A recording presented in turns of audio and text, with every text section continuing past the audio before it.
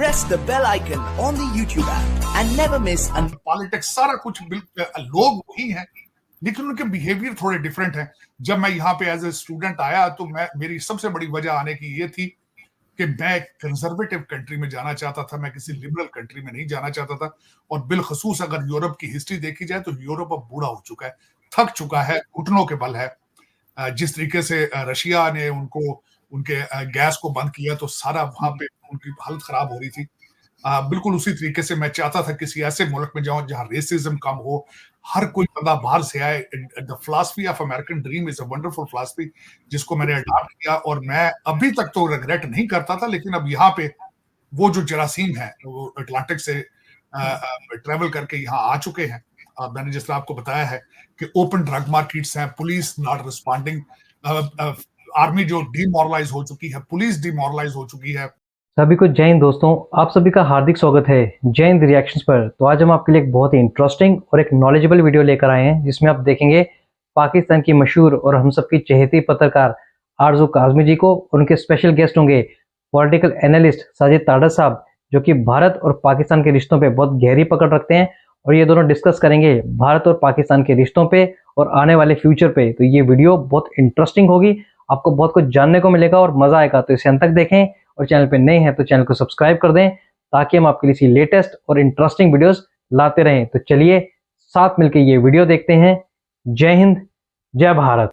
Drugs को legalise किया जा रहा है, मैथ को कहते हैं मैथ इज रेसिस्ट, और उसके बाद जो लिबरलिज्म है वो एक्सट्रीम पर है। मैं अक्सर ये कहता हूँ America is losing, Obama is winning, क्योंकि इन सारी चीजों की फिलॉसफी जो बुनियाद थी वो ओबामा साहब ने रखी थी। उन्होंने इस कौम को बताया था कि the word United States of America is racist, ये झंडा रेसिस्ट है, एंथम रेसिस्ट है, the word White House is racist है, George Washington was a slave owner, Jefferson Memorial was a slave owner. यहाँ तक एक मूवमेंट चल रही है आरजू यहाँ पे कि वॉशिंगटन डीसी से जेफरसन मेमोरियल को रेज कर दिया जाए।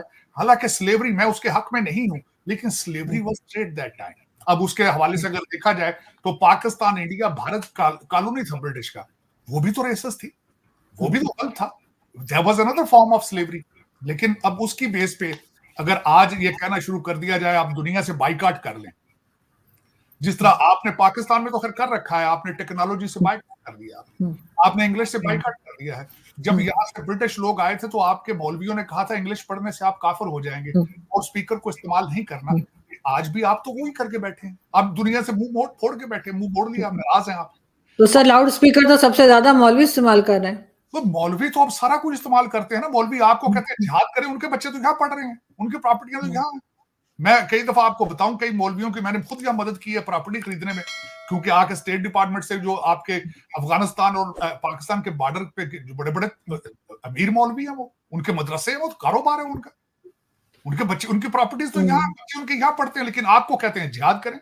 उनका कसूर नहीं, कसूर आपका है जो आपने आंखें और कान बंद कर रखे हैं। बल्कि मैं यहाँ पे दो आरजू पाकिस्तान के हवाले से आपने बात की, इस पिछले हफ्ते में जो मुझे दो खबरों ने बहुत अट्रैक्ट किया जिसमें मैं बताना चाहूंगा। एक खबर जो है अहमद नूरानी साहब की थी, जो जर्नलिस्ट यहाँ अमेरिका में रहते हैं। मैं उनसे खुद बड़ा इंस्पायर्ड हूँ, बड़े दबंग जर्नलिस्ट हैं, इन्वेस्टिगेटिव जर्नलिज्म करते हैं। मेरे वो रोल मॉडल है जर्नलिज्म के हवाले से। हालांकि अगले दिन कुछ लौंडे लपाड़ों ने उनकी एक तस्वीर निकाल के जिस शोशे लगाए कि लिकर स्टोर पे काम कर रहे हैं, ये क्या कर रहे हैं। उनकी इतला के लिए अर्ज है, वो अपने लिए काम कर रहे हैं, आपके लिए काम नहीं कर रहे। एक तो ये, और दूसरा he is a Columbia graduate, Ivy League से ग्रेजुएट है वो। बिल्कुल, किसी के उसके काम करने पे अगर करनी है तो मेरे पास तो पोस्ट ग्रेजुएट डिग्री है। मैंने अमेरिका में आके टैक्सी भी चलाई है, 7-11 पे भी काम किया है, लेकिन अपने लिए किया है, आपके लिए नहीं किया मैंने। और मैं सर एक चीज यहाँ पे अहमद नूरानी साहब के हवाले से आप बात कर रहे हैं तो मैं ये बताती चलूं कि अहमद नूरानी साहब ने एक रिपोर्ट और बनाई थी फखर दुरानी के साथ मिलके, जो कि फैसल वाउडा साहब की करप्शन के ऊपर थी इमरान खान के जमाने में। और उस वक्त कोई टीवी चैनल उनको नहीं ले रहा था, ना उस रिपोर्ट को ले रहा था। और मैंने उस वक्त वो शो किया था अपने टीवी चैनल पे जहां मैं काम कर रही थी। उसके बाद मेरा शो बंद कर दिया गया। ये भी एक जो है ना मेरे साथ हो चुका है। और इस वजह से अहमद नूरानी साहब को इस्लामाबाद 0 पॉइंट के करीब इतना तशद्दुद उन पे किया गया था कि बड़ी मुश्किल से जान उनकी बची थी। आफरीन है उस इंसान के ऊपर कि उन्होंने अगले दिन अपने फैक्ट फोकस के ऊपर जो रिपोर्ट लगाई है। शिफात शाह साहब, जो कि कोर बिल्कुल कमांडर थे लाहौर के। जी, और मुशर्रफ के जमाने में। और उन्होंने उस पर इन्वेस्टिगेशन भी की है, बड़ी तफसील से उनके इंटरव्यू भी लेने की कोशिश की है। और मौसूफ फरमाते हैं उनकी तनख्वाह 60-70 हजार रुपया थी। रिटायरमेंट के 1 साल के बाद न्यूयॉर्क में $1.2 मिलियन का उन्होंने अपार्टमेंट खरीदा। फिर उन्होंने दुबई में प्रॉपर्टी खरीदी और उसमें शो ये किया कि वहां जॉब करते रहे, हालांकि उस दौर में वो दुबई गए ही नहीं। और फिर उन्होंने एडमिट किया है कि आप उन लोगों से पूछे जो मुझे तनख्वाह देते रहे हैं, मेरा क्या कसूर है। फिर उन्होंने लंदन में एक भारतीय बाशिंदा जो कि मुगले आजम मूवी बनाने वालों का लड़का है, उससे 6,76,000 पाउंड का अपार्टमेंट खरीदा, जो उन्होंने कहा कि मैंने अपने बच्चे के लिए खरीदा, जो उस वक्त अभी 14 साल का था। बिल्कुल 14 साल का था। और उन्होंने एक्सक्यूज इस्तेमाल किया कि ये इंग्लैंड में पढ़ने के लिए जाएगा, तो वो उसका जो उनका अपार्टमेंट है इस वक्त यहाँ पे मैनहट्टन के अंदर, वो $7,500 महीने के किराए पे चढ़ा है।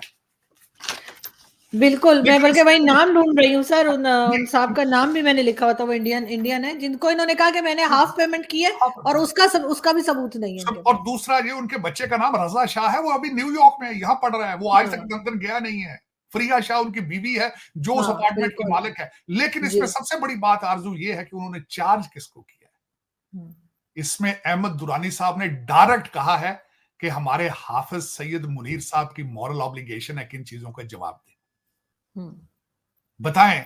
क्योंकि उनके मुताबिक according to the Shafat Shah, वो कहते हैं मैंने आर्मी के अपने डिपार्टमेंट को सारा कुछ डिस्क्लोज कर रखा है। सही डिस्क्लोज कर रखा है। बताएं फिर लोगों को ये क्या है ये। बिल्कुल। और वो जिंदा है शफात शाह, ये नहीं है कि वो दूसरे तो फौत हो चुके हैं ना, मुशर्रफ साहब तो वो जिंदा है अभी, लेकिन उनसे पूछें। सर जहां सिर्फ जिंदा है वो ट्विटर पे मौजूद है और सब लोग जा जाके हम लोग वहां पे लिख रहे हैं, लेकिन वो जवाब नहीं दे रहे। किसी को 1-2 को ब्लॉक कर दिया उन्होंने। नहीं, ब्लॉक करने से क्या होता है, ये जिनको वो कमांड करते रहे हैं, वो अगर तरक्की करनी है तो कौम को जवाब दें। ये खुले नासूर बंद करें। अब मुना सलाई भाग चुका है, तो अब उसको कह रहे हैं कि हमने इसके वारंट निकाल दिए हैं। फरा गोगी स्पेन में बैठी है, तो अब उसके पीछे सारे कुछ बेनामी खबरें निकाल रहे हैं। जब कर रहे होते हैं उस वक्त क्यों नहीं पकड़ते इनको, क्यों नहीं पकड़ते। फिर IMF के तलवे चाट रहे हो, कभी कहते हो जाके दुबई से पैसे मांग रहे UAE वालों से, कभी सऊदी अरेबिया से। मैंने तो अगले दिन ट्वीट किया था, ये सारे का सारा जो पैसा बाहर से मांगते हैं ये पाकिस्तान आता ही नहीं है। और जो 25 करोड़ लोग हैं उनके ऊपर टैक्सेस लगा के ये कर्जे आपको तो उन्होंने कर्जा वापस देने वाली मशीन बना रखा है उन्होंने। आप सिर्फ 10,000 लोगों के बच्चों की ट्यूशन फीसें दे रहे हो। आप किस किस्म के लोग हो सर? फरा गोगी का तो पासपोर्ट भी बनवा के दिया है ना मलिक रियाज के जरिए। लेकिन उसमें अब दूसरी बात सुने, मैं हैरान हुई। दूसरी खबर क्या थी, तो मैं अभी एक खबर पे मैंने बात की। दूसरी खबर आपके जिरगा सलीम साफी साहब के वो सैयद नामुल्ला शाह आए हैं, जो कि बनी गाला के इंचार्ज थे। जरा सुने, मैं चाहता हूं ये जो आपके अमीर लोगों के बिगड़े बच्चे और उनकी खवातीन जो हैं, इनके हस्बैंड सारे करप्ट तरीन अफसरान हैं जो जितने, और बीवी सारा दिन जो है घर के अंदर ईद मिलादुन नबी करा के समझती है कि सब अच्छे की रिपोर्ट है। ये टेलीफोन के, ये ट्विटरों के ऊपर कहते हैं जी हम जिहाद है ये और ये सुनो 2-2 दफा ये इंटरव्यू, सैयद नामुल्ला शाह क्या जवाब दे रहे हैं आपको कि हर 15 दिन बाद काला बकरा और सिरी उसकी गाती थी कब्रिस्तान में, और लोगों की तस्वीरें देख के वो प्रमोट करता था। ये एटॉमिक पावर है। एटॉमिक पावर जो है काले बकरों के जरिए ऑपरेट होती रही है। कुछ शर्म करो। ये और वो भी जिंदा जेल में बैठा। जवाब देना इस चीज को, इससे मुंह क्यों फेरते हो भाई? इसके जवाब दो। दूसरी चीजों को तो क्या देते हो जी, टेप गलत है, ये जी आवाज दब हो गई थी, ये इसकी आवाज नहीं है, ये फला उधर से पैसे ले लिए हैं। और सैयद अनाम शाह बोल रहा है यार, उसको जवाब दो आगे। बिल्कुल खुद कहता है कि वो किस तरीके से बुजदार साहब आए थे, उसको लाने की वजह क्या थी। जवाब दो ना उसको। लेकिन आरजू देखिए दो चीजें हैं। तीसरी बात मैं इससे रिलेटेड ही करूंगा। इन चीजों को देखते हुए जब तक आप इन चीजों को नहीं रोकेंगे, आपका मुस्तकबिल किस तरह आप क्या लेंगे? आप किस मुंह से कहोगे लोगों के पाकिस्तान आके पैसा लगाओ? क्यों पैसा लगाएंगे भी लोग? आप लेते हो अपार्टमेंट न्यूयॉर्क में, आपके जो कोर कमांडर हैं वो ले रहे हैं अपार्टमेंट न्यूयॉर्क में, कोर कमांडर ले रहा है अपार्टमेंट दुबई में, कोर कमांडर ले रहा है अपार्टमेंट लंदन में, और मुझे कहते हो पाकिस्तान आके पैसा लगाओ। ये कैसे, किस किस्म के लोग हो यार आप समझते हो कि सारी दुनिया अंधी है, नाक में रोटियां डालती है सारी दुनिया? इस तरह तो नहीं चलेगा ना यार, ये किस तरह चलाओगे? और 25 करोड़ लोगों को तो बंद करके रखा तुम लोगों ने, दुनिया क्यों जाएगी वहां पे? लोग डरते हैं, आपका नाम सुन के डरते हैं, आप कहते हैं यार ये किधर जाना है, किस किस्म के जानवर लोग हैं यार। मैं आरजू, दूसरी बात, मैं कहता हूं ठीक है जी, सारा मुझे गालियां दे लो, भारत को गालियां दे लो, हर चीज को गालियां दे लो, ठीक हो गया। आप मुझे ये बताओ आपकी डेस्टिनी क्या है, किस मुल्क को क्या बनना चाहते हो? इंडिया तो बनना नहीं चाहते हो क्योंकि हिंदुओं के खिलाफ हो। अफगानिस्तान बनना चाहते हो, वो तुम्हें कहते हैं काफिर हो तुम। बांग्लादेश सख्त नफरत करते हैं आपसे। आप किस कंट्री की कॉपी क्या बनना चाहते हो? चाइना बनना चाहते हो? वो तो गोली मारते हैं, जो रिश्वत लेता था मारते हैं यहाँ पे गोली। 2000 मस्जिदें उन्होंने बंद कर दी। वो तो मजहब के खिलाफ जो चीजें उनको खतरा महसूस है, इस तरह जाते हैं। लेकिन आप क्या किधर जाना चाहते हो यार? समुद्र में जाना चाहते हो आप? पानी के नीचे को नया मुल्क बनाओगे जाके, क्या करोगे? लेकिन इसमें अफसोस वाली बात है। लेकिन इसमें आखिरी बात बताना चाहूंगा आरजू, बनेगा तो वही जो देखें अरब लीग ने मिलके और ओआईसी ने 57 मुल्कों ने मिलके रियाज में मीटिंग की है फलस्तीन के हवाले से। उसको कर सके वो 2 रेजोल्यूशन पेश किए। ईरान ने कहा है जी कि इजराइल को जो है वो दहशतगर्द कंट्री डिक्लेयर करे, वो भी रेजोल्यूशन फेल हो गया। सीरिया ने रेजोल्यूशन दिया है कि इजराइल के साथ अपने डिप्लोमेटिक रिलेशनशिप खत्म करें, वो रेजोल्यूशन भी नहीं पास हो सका। तो जो उनके हालात हैं, तो इन गिवन हालात में, जिस तरह मैंने कहा था कि जिस तरह वो मीम किसी ने भेजी थी, दुनिया में जलील हो रहे हैं मुसलमान होने की वजह से, तो जब मर के आगे जाएंगे तो वहां भी जलील होंगे क्योंकि हम अच्छे मुसलमान ही नहीं थे। जवाब देना इस मीम का।